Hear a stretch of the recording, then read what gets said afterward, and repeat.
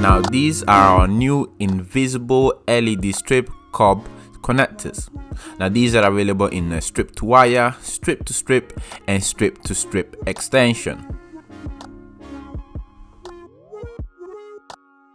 Now the strip to strip extension and the strip to wire have a max current of 3.5 amps, and the strip to strip has a max current of 5.5 amps. So all three connectors are very easy to install and have the same steps.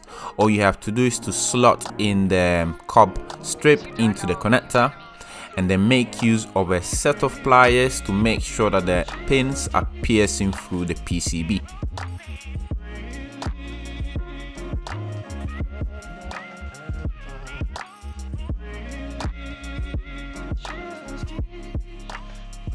So in this example here, we can see that the PCB was not pierced through properly and the LED strip didn't light up.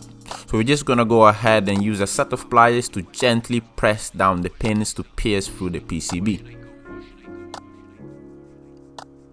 And as you can see, everything is working smoothly, and these invisible connectors remain a solid alternative to soldering.